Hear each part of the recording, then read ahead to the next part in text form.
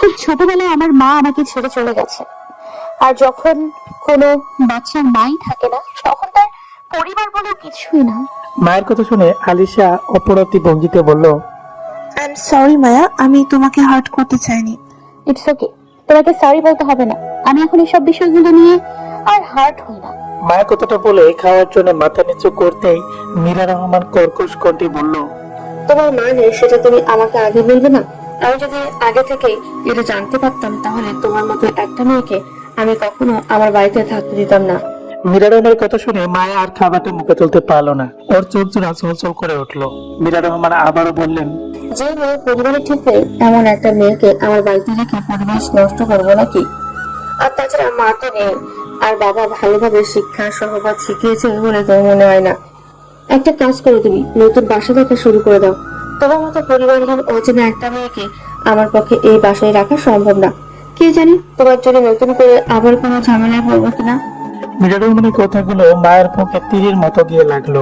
ওনার কথা প্রত্যেকটা শব্দের মায়ের কলিজাটাকে ক্ষত বিক্ষত করে দিল। মায়ের তাচ্ছিল্য একটা হাসি দিয়ে মীরা রহমানকে উদ্দেশ্য করে বলল, শুনেছিলাম আপনিও আমার মায়ের মতো নিজের মেয়েকে ফেলে চলে এসেছিলেন, তারপর কখনো আর নিজের মেয়ের কোনো খোঁজ খবর নেননি, কখনো জানতেও চাননি আপনার মেয়ে মরে গেছে নাকি বেঁচে আছে। তাহলে আপনি এত বড় বড় কথা কিভাবে বলতে পারেন? যে মহিলা নিজের মেয়েকে আঁকলে রাখতে পারেনি, সে আবার আমাকে পরিবারহীন বলে কোন মুখে? মায়ের প্রশ্ন শুনে মীরা রহমানের মুখটা একদম চুপসে গেল। আহান শক্ত মুখ করে মাথা নিচু করে বসে আছে। রাগে ওর শরীরে রিরি করছে। তবে রাগটা ঠিক কার উপর হচ্ছে সেটা আহান নিজেও জানে না। আহির আর মিহিরের ইচ্ছে করছে মায়াকে ধরে আছাড় মারতে, কিন্তু এই মুহূর্তে ওই কিছুই করতে পারবে না। মায়া আবারও বলল, আপনাদের মতো কিছু স্বার্থপর মায়েদের জন্য আমাদের মতো মেয়েরা পরিবারহীন, মাহীন হয়ে যায়। এই আপনাদের স্বার্থের জন্য নিজেদের ছেলে মেয়েদেরকে রাস্তায় ছুঁড়ে ফেলে দিয়ে চলে আসেন, তারপর নিজেরাই আবার অন্য একটা মেয়েকে পরিবারহীন বলে কথা শোনান। আর আপনার বাসায় থাকার শখ আমারও নেই।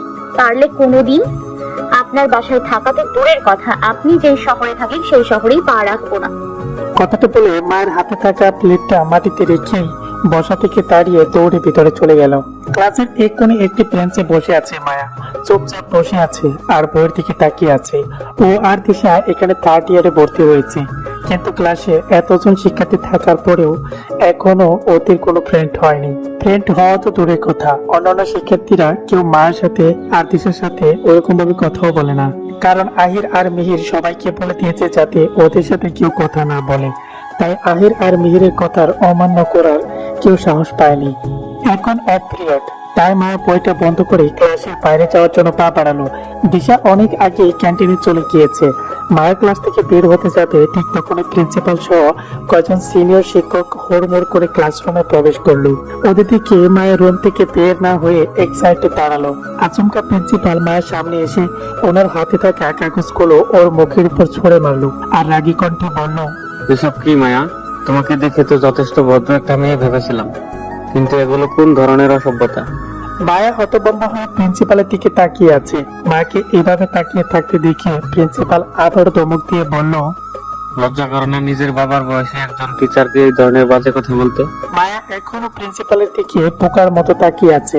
ক্লাসের বাইরে অনেক ছেলে মেয়েরা এসে ভিড় করেছে। সবাই উৎসুক দৃষ্টিতে মায়া আর প্রিন্সিপালের চারের দিকে তাকিয়ে আছে। মায়া এক পলক সবার দিকে তাকিয়ে প্রিন্সিপাল যে কাগজগুলো ওর মুখের উপর ছেড়ে মেরেছিল সেই কাগজগুলো নিচ থেকে তুললো। এগুলো ওর অ্যাসাইনমেন্ট পেপার। গতকাল ক্লাস টিচারের কাছে এগুলো জমা দিয়েছে। কৌতূহল নিয়ে মায়া পেপারগুলো উল্টে পাল্টে দেখতে ওর মাথা আকাশ থেকে ভেঙে পড়লো। অ্যাসাইনমেন্ট পেপারে প্রত্যেকটা পৃষ্ঠায় লেখা শুরুতে নিচে ফাঁকা জায়গা আছে, তাতে উল্টো পাল্টা লেখা আছে। যেমন, I love you sir, I want to hug you sir, I want to kiss you, you are my first love. আর সবার লাস্টের পেশায় ফোন নাম্বার দেওয়া। মায়ের লেখাগুলো দেখে দু কথা পিছিয়ে গেল। ওর চোখ থেকে অনবরত পানি পড়ে যাচ্ছে।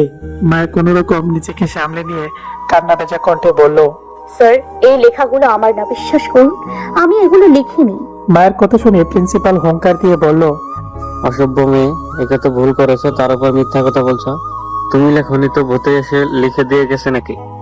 ফাজলামি করার আর জায়গা পাও না। মায়া এবার আর সহ্য করতে না পেরে ফুপিয়ে ফুপিয়ে কেঁদে উঠল। প্রিন্সিপাল কড়া কণ্ঠে আবারও বললেন, আমি লাস্ট ওয়ার্নিং দিচ্ছি মায়া, ভবিষ্যতে যদি কখনো কোনো টিচারের সাথে এই ধরনের বেয়াদবি করো তাহলে তোমাকে টিসি দিয়ে ভার্সিটি থেকে বের করে দেব। ভালো চাও তো নিজেকে শুধরে নাও, না হলে তোমার মতো নোংরা স্টুডেন্টের আমার ভার্সিটিতে কোনো জায়গা নেই। কথাটা বলে প্রিন্সিপাল হন হন করে ক্লাসরুম থেকে বের হয়ে গেল। ওনার পেছনে পেছনে বাকি টিচারও চলে গেল। মায়া এখনো মাথা নিচে করে চোখের পানি ফেলে যাচ্ছে। ও বেশ ভালো করে বুঝতে পারছে সবাই এখন ওকে নিয়ে কানাঘোষা করছে। ও আর এক মুহূর্ত এখানে দাঁড়িয়ে না থেকে হাতে থাকা কাগজগুলো নিয়ে দৌড়ে ক্লাসরুম থেকে বেরিয়ে গেল। আহির, মিহির আর ও বন্ধুরা ভার্সিটি ক্যাম্পাসের এক পাশে গাছের নিচে দাঁড়িয়ে দাঁড়িয়ে আড্ডা দিচ্ছিল। কোথা থেকে মায়া দৌড়ে এসে একদম মিহিরের মুখোমুখি দাঁড়ালো। আচমকা এভাবে দৌড়ে আসায় মিহির, আহির সহ ওদের বন্ধুরা বেশ অবাক হলো। মায়া গিয়ে মিহিরের এক হাত ধরে ওর হাতের উপর অ্যাসাইনমেন্ট কাগজগুলো দিয়ে কান্নারত সুরে বলল, এইবার খুশি হয়েছেন তো আপনারা? আমাকে সবার সামনে এতটা খারাপ বানাতে পেরে নিশ্চয়ই আপনাদের ভীষণ আনন্দ লাগছে। মিহির মায়ের দিকে এক দৃষ্টিতে তাকিয়ে আছে। ও এই প্রথমবার মাকে এভাবে কান্না করতে দেখছে। মেয়েটা কান্নার জন্য ঠিকভাবে কথা অব্দি বলতে পারছে না। মায়া মিহিরের হাত ছেড়ে দিয়ে চোখে পানি মুছতে মুছতে বলল, আমাকে কষ্ট দিয়ে আপনারা ভীষণ আনন্দ পান তাই না? ওকে, আপনি যা খুশি করতে পারেন, আমি আপনাদের কিচ্ছু বলবো না। শুধু একটা কথা মনে রাখবেন, যেদিন সত্যিটা সবার সামনে চলে আসবে সেদিন আমাকে দেয়া কষ্টগুলো পাল্টা আঘাত হয়ে আপনাদের কাছে ফিরে আসবে, অনুশোচনার তীরে আপনাদেরকে ক্ষত বিক্ষত করে দেবে। সেদিন পারবেন তো নিজেদের ক্ষমা করতে? কথাটা বলে মায়া এক দৌড়ে সোজা ভার্সিটি গেট দিয়ে বেরিয়ে গেল। মিহির এখনো মায়া যাওয়ার দিকে তাকিয়ে আছে। কেন যেন ওর চোখের কোণেও পানি জমেছে। এই মেয়েটার চোখে পানি দেখে মিহিরের ভীষণ কষ্ট হয়, কিন্তু মায়ের কথাগুলো ভীষণ ভাবাচ্ছে ওকে। কি বলে গেল মেয়েটা? কিসে সত্যি সবার সামনে আসার কথা বলে গেল ও? রাস্তার পাশ দিয়ে চোখের পানি মুছছে আর হাঁটছে মায়া। হেঁটে হেঁটে কোথায় যাচ্ছে সেটা নিজেও জানে না। ভার্সিটি থেকে বের হয়েছে প্রায় 1 ঘন্টা হয়ে গেছে। সাথে করে ফোন টাকা কিছু আনেনি, সবকিছু ক্লাসরুমে রয়ে গেছে। তখন ওসব আনার কথা ওর মাথায় আসেনি, কিন্তু এখন মনে হচ্ছে ওগুলো না এনে কত বড় ভুল করেছে। একে তো এখানে রাস্তাঘাটে কিছুই চেনে না, তার উপরে টাকা পয়সা ফোন কিছু আনেনি সাথে। এখন যদি রাস্তাঘাটে বাজে কিছু একটা হয়ে যায় তখন আর কিছু করা থাকবে না। মায়া একটা দীর্ঘশ্বাস ফেলে উল্টো পথে হাঁটা ধরলো। আবার উদ্দেশ্য আবার ভার্সিটিতে ফিরে যাওয়া। মায়া হেঁটে কিছু দূর আসতেই হঠাৎ করে ওর চোখ খেলো একটা কুকুরছানার উপর। কুকুরছানাটা রাস্তার মাঝখানে গাড়ির ফাঁকে লাফালাফি করছে। কুকুরছানাটা পাশে দিয়ে গাড়ি চলে যাচ্ছে। মায়া বেশ ভালো করে বুঝতে পারছে একটু এদিক সেদিক হলেই কুকুরছানাগুলো অ্যাক্সিডেন্ট করবে। মায়া আর কোনো কিছু না ভেবে দ্রুত পায়ে রাস্তার মাঝখানে গিয়ে কুকুরছানাগুলোকে কোলে নিল, কিন্তু ওটাকে বাঁচাতে গিয়ে নিজেই ফেসে গেল। ও চারপাশ দিয়ে এত স্পিডে গাড়িগুলো চলে যাচ্ছে যে ও কোথা থেকে কিভাবে রাস্তায় আসবে, রাস্তার সাইডে আসবে বুঝতে পারছে না। আসার সময় কোনো রকমে আসতে পারলেও যাওয়ার রাস্তা খুঁজে পাচ্ছে না। মায়া কিছুক্ষণ ওভাবে সোজা হয়ে দাঁড়িয়ে থেকে আর কোনো উপায় না পেয়ে দিল রাস্তার মাঝখান থেকে এক দৌড়ে রাস্তার সাইডে আসতেই যাচ্ছিল। হঠাৎ করে তখনই হোঁচট খেয়ে রাস্তার মধ্যে পড়ে গেল, আর কুকুরের বাচ্চাটা হাত থেকে ছুটে রাস্তার সাইডে গিয়ে দৌড়ে পালিয়ে গেল। মায়া এখনো উপর হয়ে রাস্তার মধ্যেই পড়ে আছে। ওঠার চেষ্টা করছে কিন্তু পারছে না। ওকে এভাবে পড়ে থাকতে দেখে কেউ হেল্প করতে আসছে না। সবাই যার যার মতো ব্যস্ততা দেখিয়ে নিজের গন্তব্যে চলে যাচ্ছে। আচমকা একটি গাড়ি এসে হুট করে মায়ের সামনে এসে ব্রেক করলো। গাড়িটা এভাবে হঠাৎ করে এসে ব্রেক করায় মা চমকে উঠলো। ভেবেছিল এখনই এই গাড়িটা ওর উপর দিয়ে চাপা পড়বে, কিন্তু আল্লাহর অশেষ রহমতে বেঁচে গেছে। মা চোখ খুলে সামনে তাকাতে দেখলো গাড়ির পিছনে ছিট থেকে একজন বের হয়ে আসছে। ব্যক্তিটা গাড়ি থেকে বের হয়ে একটু সামনে এগিয়ে আসতেই মায়ের ব্যক্তিটার চেহারা দেখে ভীষণ অবাক হলো। ব্যক্তিটা আর কেউ না, আহান। আহান দ্রুত মায়ের দিকে এগিয়ে এসে হাঁটু গিরে ওর সামনে বসে ব্যস্ত গলায় বলল, আপনি এখানে কি করছেন? মায়া কোনো রকম নাক মুখ কুচকে বলল, একটা কুকুরের ছানা রাস্তার মাঝখানে দৌড়াদৌড়ি করছিল, তাই ওটাকে বাঁচাতে এসেছিলাম। কিন্তু মায়াকে পুরো কথাটা শেষ করতে না দিয়েই আহান তাতে দাঁত চেপে বলল, কিন্তু ওটাকে বাঁচাতে এসে আপনি নিজেই উল্টি খেয়ে পড়ে গেলেন, তাই তো? মায়া কিছু না বলে অসহায় দৃষ্টিতে আহানের দিকে তাকিয়ে আছে। আহান কিছুক্ষণ রাগে দৃষ্টিতে মায়ের দিকে তাকিয়ে থেকে হুট করে ওর পাজাগুলো তুলে নিল। তারপর চোখ দিয়ে ইশারা করে ড্রাইভারকে গাড়ির দরজা খুলে দিতে বলল। ড্রাইভার দরজা খুলে দিতেই আহান মায়াকে গাড়ির মধ্যে বসিয়ে দিল আর নিজেও গাড়িতে উঠে পড়লো। ওরা গাড়িতে উঠে বসতেই ড্রাইভার গাড়ি স্টার্ট দিল। আহানের কেবিনের সোফার উপর বসে আছে মায়া। মায়ের এক হাতে কোনায় আর পায়ের কোড়ালির কাছে অনেকটা ছেলে গিয়েছে, ছেলে গিয়ে ব্লিডিং হচ্ছে। পায়ের আর হাতের অন্য জায়গাগুলোতেও হালকা আঘাত লাগলেও তেমন একটা ছিঁড়ে নেই। আহান তখন রাস্তা থেকে মায়াকে সোজা ওর অফিসে নিয়ে এসেছে। অফিসে এসে আহান কোলে করে নিজের কেবিনে নিয়ে এসে সোফার উপর বসিয়ে দিয়েছে। তারপর কেবিনের বাইরে কোথাও একটা চলে গেছে। মায়া তাকে ওর কাটা জায়গাগুলো দেখছে। ওর হাতে পায়ে অসম্ভব জ্বালা করছে। মায়ের মাথার মধ্যেও ঝিমঝিম করছে। মায়ের সোফার সাথে হেলা দিয়ে চোখ চোরা বন্ধ করে রইলো। ভীষণ দুর্বল লাগছে ওর, মনে হচ্ছে এখনই অজ্ঞান হয়ে পড়ে যাবে। দরজা খুলে সত্যি মায়ের চোখ খুলে সামনে তাকালো। দেখলো আহান ফার্স্ট এড বক্সের হাতে নিয়ে ক্যাবিনের ভিতরে ঢুকেছে। আহানকে দেখে মা খানিকটা নড়ে চড়ে বসলো। আহান এসে মায়ের পাশে বসে ওর হাতে ছিলে যাওয়া জায়গাটা ব্যান্ডেজ করে দিতে দিতে গম্ভীর কণ্ঠে জিজ্ঞেস করলো, ক্লাস না করে দুপুরের সময় রাস্তায় কি করছিলেন? মায়া কিছু না বলে চুপচাপ মাথা নিচু করে বসে আছে। আহান আবারও বলল, আমি আপনাকে একটা প্রশ্ন করেছি মিস মায়া, প্রশ্নের অ্যান্সার না দিয়ে চুপ করে বসে আছেন কেন? মায়া মিন মিন করে বলল, ক্লাস করতে ভালো লাগছিল না, তাই একটু হাঁটতে বেরিয়েছিলাম। কিন্তু হাঁটতে হাঁটতে কখন যে এতটা দূরে চলে এসেছি বুঝতেই পারিনি। মায়ের কথা শুনে আহান ভ্রু কুঁচকে ওর দিকে তাকালো। ওকে দেখে বোঝা যাচ্ছে ও মায়ের কথাটা একদমই বিশ্বাস করেনি। মায়া চুপচাপ অন্যদিকে তাকিয়ে আছে। আহান মায়ের হাতে ব্যান্ডেজটা করে উঠে দাঁড়িয়ে মায়ের সামনে গিয়ে হাঁটু করে বসে পড়লো। আহানকে এভাবে পায়ের কাছে বসতে দেখে মায়া চমকে উঠলো আর বলল, আরে কি করছেন, পায়ের কাছে বসছেন কেন? কথাটা বলে মায়া আহানের সামনে থেকে ওর দু পা জোড়া খানিকটা দূরে সরিয়ে ফেললো। মায়া এমন কাঁদে আহান বিরক্ত সুরে বলল, চুপচাপ নিজের পাটা এদিকে নিয়ে আসুন মিস মায়া, একদম আমাকে রাগাবেন না।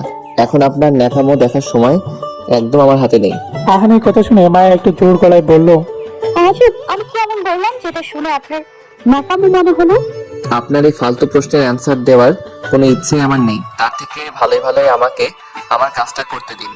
এমনিতেই অলরেডি আপনার জন্য আমার অনেকটা সময় নষ্ট হয়ে গেছে, তাই বলছি কথা না বাড়িয়ে আমাকে ব্যান্ডেজটা করতে দিন। আহানের কথা শুনে এবার মায়া খেপে গেল। ও চাচালো কণ্ঠে বলল, ওকে, আই সরি, আমার জন্য আপনার মূল্যবান সময় নষ্ট হয়েছে। তার জন্য আমি সত্যি দুঃখিত। আপনি এতক্ষণ আমার জন্য অনেক কিছু করেছেন, এখন আপনার হেল্পে আমার কোনো প্রয়োজন নেই। আপনি আমার জন্য যতটুকু করেছেন তার জন্য আমি আপনার কাছে কৃতজ্ঞ থাকবো। এবার আমি আসি, অ্যান্ড থ্যাঙ্কস ফর হেল্প। কথাটা বলে মায়া বসা থেকে দাঁড়িয়ে চলে যেতে যাবে। ঠিক তখনই আহান ওভাবে বসে থাকা অবস্থায় মায়ের হাত টান দিয়ে ধরে আবার সোফায় বসিয়ে দিল। তারপর মায়ের হাত চেপে ধরে ওর দিকে ঝুঁকে দাঁতে দাঁত চেপে বলল, একদম বেশি পাকনামি করতে আসবে না, তাহলে এক চড়ে মুখের মধ্যে যতগুলো দাঁত আছে সবগুলো ফেলে দিব। এইটুকু পুচকে একটা মেয়ে তুমি আমাকে অ্যাটিটিউড দেখাতে আসো? তোমাকে যদি মাথায় তুলে একটা আছাড় মারি তাহলে তো তোমার বাবার পুরো পল্টন লাগবে তোমার হাড্ডি মাংস খুঁজে বের করতে। আহানের কথা শুনে বয় চুপচাপ বসে রইল। আহান মায়ের হাত ছেড়ে দিয়ে ওর পা ব্যান্ডেজ করতে মনোযোগ দিল। মায়া আহানের দিকে বৃত্ত দৃষ্টিতে তাকিয়ে আছে। আহান খুব যত্ন করে মায়ের পাটা ব্যান্ডেজ করে দিচ্ছে। আহানকে দেখে মনে হচ্ছে ব্যথাটা মায়া পায়নি, ও নিজেই পেয়েছে। ভার্সিটির ক্যান্টিনে এক কর্নারে চেয়ারে বসে আছে মায়া আর তিশা। মায়ের এক হাতের কনুইতে আর পায়ের কোড়ালিতে ব্যান্ডেজ করা। পায়ের ব্যথা নিয়ে কোনো রকম খুঁড়িয়ে খুঁড়িয়ে ভার্সিটিতে এসেছে। তিশা অনেকবার মায়াকে বলেছিল যাতে কয়েকটা দিন অন্তত রেস্ট নেয় বাসায়, অসুস্থতা নিয়ে ভার্সিটিতে আসতে হবে না, কিন্তু ও তিশার কোনো কথাই শুনেনি।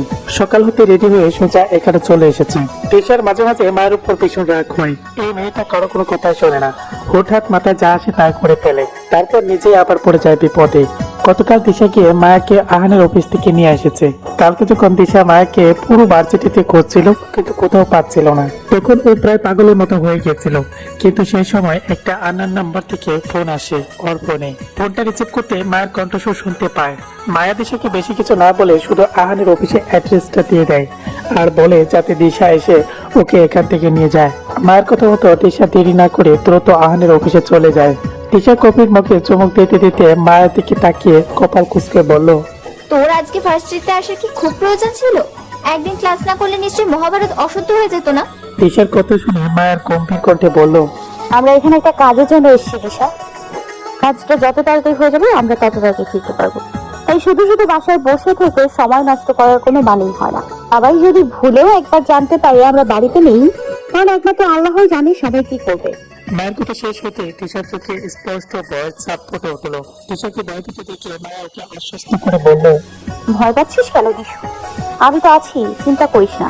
বাবাই ফেরার আগেই আমরা ফিরে যাব, আর সাথে করে বাবাইয়ের গিফট নিয়ে যাব।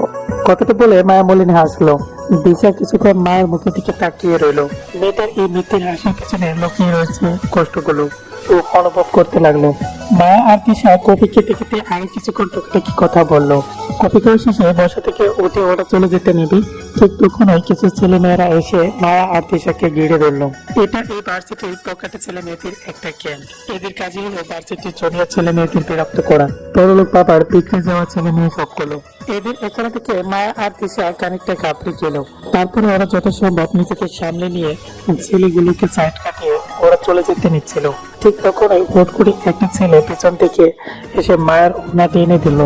এভাবে ছেলেটা ওড়না ধরে টান দেয় আর মায়ের মাথায় আগুন জ্বলে উঠলো। ও কোনো কিছু না বলে পেছনে ঘুরে ছেলেটার গালে ঠাস করে কষিয়ে একটা চড় মারলো।